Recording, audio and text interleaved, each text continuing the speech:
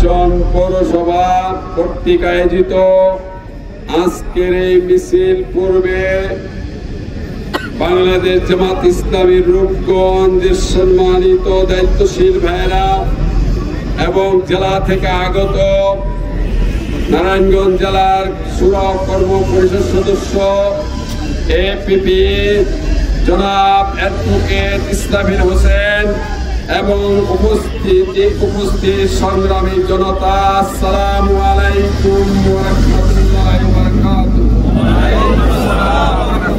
আল্লাহর শুকরিয়া আদায়ের পর নবী মুহাম্মদ রাসূলুল্লাহ সাল্লাল্লাহু আলাইহি ওয়াসাল্লামকে সালাম পেশ করার পর এই রূপগঞ্জের মানুষকে বার্তাই দিতে চাই, যদি বাংলাদেশ জামাত ইসলামীর মনোনীত প্রার্থী রূপগঞ্জে বিজয়ী হয়, আমি আমার বিভিন্ন বক্তৃতায় বলেছি রূপগঞ্জে বড় বড় কতগুলো সমস্যা রয়েছে।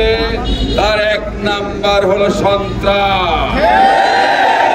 সন্ত্রাসের কারণে এই রূপগঞ্জে মানুষ হত্যা হয়েছে, তাদের সঠিক বিচার চায়। আর যেন কোন মানুষ সন্ত্রাসের শিকার হয়ে রক্তপাত না হয়, হত্যার শিকার না হয়, তা এই জন্য সন্ত্রাসীদেরকে সতর্ক করে দিলাম আজকে সভা থেকে। দ্বিতীয় সমস্যা ভূমিদস্যু, দেশের আদিবাসী, এই রূপগঞ্জের যারা প্রাণ, এই রূপগঞ্জের যারা চান, সে আদিবাসীদের অনেকেই জোর করে ভূমি দখল করেছে এবং অন্যায়ভাবে বালু ভরাট করে তাদের বাড়ি ও জমিন বেদখল দিয়েছে এবং কম পয়সা দিয়ে অনেক সময় ভয়ভীতি দেখিয়ে ভূমিদস্যুরা মানুষের এই সম্পদ হরণ করেছে।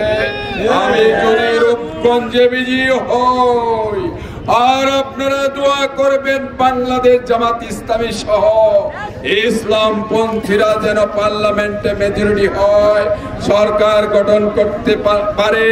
তাই হলে অবশ্যই আমরা এই রূপগঞ্জের সংগঠন সহ রূপগঞ্জের মানুষকে একত্র করে, সব দল মতের মানুষকে একত্র করে ভূমিদস্যুদেরকে আমরা রুখে দেব। রয়েছে মাদক, যেই মাদকের কারণে রূপগঞ্জের যুবকেরা ধ্বংস হয়ে যাচ্ছে, আমাদের আগামী দিনের ভবিষ্যৎ ধ্বংস হয়ে যাচ্ছে। ইনশাআল্লাহ আমি যদি এমপি নির্বাচিত হতে পারি, এই রূপগঞ্জে কোন মাদক ব্যবসা থাকবে না, থাকবে না। আর যারা অ্যাডিক্টেড হয়েছে তাদেরকে আমরা সুচিকিৎসা দিব। আর চতুর্থ কথা হলো চাঁদাবাজি, অন্যের হক নষ্ট করা। এই সুযোগ আমরা বিজয়ী হলে, নির্বাচিত হলে কোন অবস্থাতেই চাঁদাবাজি চলবে না, চাঁদাবাজি বন্ধ হয়ে যাবে। যে কথা বলতে চাই, আমরা দুর্নীতি মুক্ত বাংলাদেশ চাই, আমরা ফ্যাসিস্ট মুক্ত বাংলাদেশ চাই, যে বাংলাদেশে নারী এবং পুরুষরা সাহসের সহিত কথা বলবে, কাউকে ভয় করবে না, এমন একটা পরিবেশ আমরা তৈরি করতে চাই। আমরা মুচি থেকে শুরু করে ঠেলা গাড়িওয়ালা, রিক্সাওয়ালা, ভ্যান গাড়িওয়ালা, অটো চালকেরা, তাদের যে অধিকার আছে সে অধিকার প্রতিষ্ঠা করতে চাই। আমরা ব্যবসায়ীদেরকে নিরাপত্তা দিতে চাই, আমরা ইন্ডাস্ট্রির মালিকদেরকে নিরাপত্তা দিতে চাই, আমরা মা বোনদের ইজ্জতের নিরাপত্তা দিতে চাই। আমরা যারা বেকার আছে সে বেকারত্ব দূর করতে চাই, আমরা দরিদ্র মোচন করতে চাই। আমরা এমন একটা কাঙ্ক্ষিত বাংলাদেশ উপহার দিব।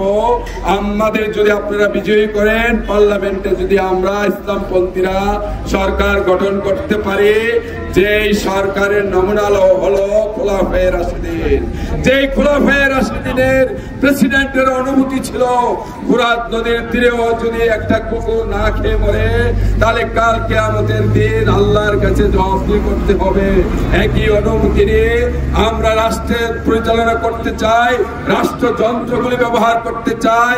এই রাষ্ট্রযন্ত্র ব্যবহারের মাধ্যমে এবং আমরা দায়িত্ব নেওয়ার মাধ্যমে বাংলাদেশে দুর্নীতির কবর রচনা করতে চাই, কবর রচনা করতে চাই, রূপগঞ্জে ভূমিদস্যুদের কবর রচনা করতে চাই, কবর রচনা করতে চাই। আর অবকাঠামো দিক দিয়ে একটা নতুন ব্যবস্থা চালু করতে চাই, যেখানে স্কুল, কলেজ, মাদ্রাসা, মসজিদ, রাস্তাঘাট পরিকল্পিতভাবে হবে। রূপগঞ্জের রাস্তাঘাট পরিকল্পিতভাবে হবে। রূপগঞ্জের মানুষকে এমন একটা গ্যারান্টি দিতে চাই, আপনারা শুধু আল্লাহকে ভয় করবেন, আর কাউকে ভয় করতে হবে না। আমরা শীতল রক্ষার ব্যাপারে 6 দফা পেশ করেছি, 6টি পয়েন্টের কথা বলেছি। ইনশাআল্লাহ আমি যদি এমপি হই তাহলে ওই 6 দফা বাস্তবায়ন করব। অনেক কথা ছিল, সাংবাদিক ভাইদেরকে ধন্যবাদ।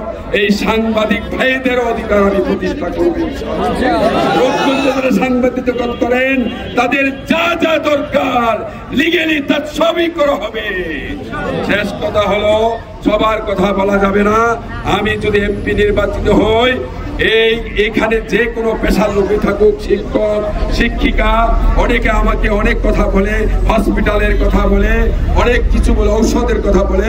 ইনশাআল্লাহ যেহেতু অল্প সময় আমরা মিছিল করব, আমরা এত কথা বলতে পারবো না। আমি একটা কথাই বলতে চাই, বাংলাদেশ যেমন আপনার সকল মানুষের, ইসলামিক সরকার যেমন বাংলাদেশের সকল মানুষের অধিকার প্রতিষ্ঠা করবে, আমরা সকল মানুষ, হিন্দু সহ, হিন্দু মুসলিম সকলের অধিকার আমরা প্রতিষ্ঠা করব। এই উদাত্ত আহ্বান জানাই আপনাদেরকে। আসুন সবাই মিলে জামাতের পতাকা তলে ঐক্যবদ্ধ হই, এমন একটা শক্তি অর্জন করি। যারা 54 বছর রাষ্ট্র চালিয়েছে, তারা ব্যর্থ রাষ্ট্র উপহার দিয়েছে, সেখানে মানুষের অধিকার ফিরে পায় নাই। আমরা ক্ষমতায় গেলে সকল শ্রেণীর মানুষের অধিকার আদায় করবো। এই আহ্বান রেখে আপনাদেরকে জামাতের পতাকা তলে আসার জন্য আহ্বান রেখে আমি আমার বক্তব্য শেষ করলাম। আসসালামু আলাইকুম ওয়া রাহমাতুল্লাহ।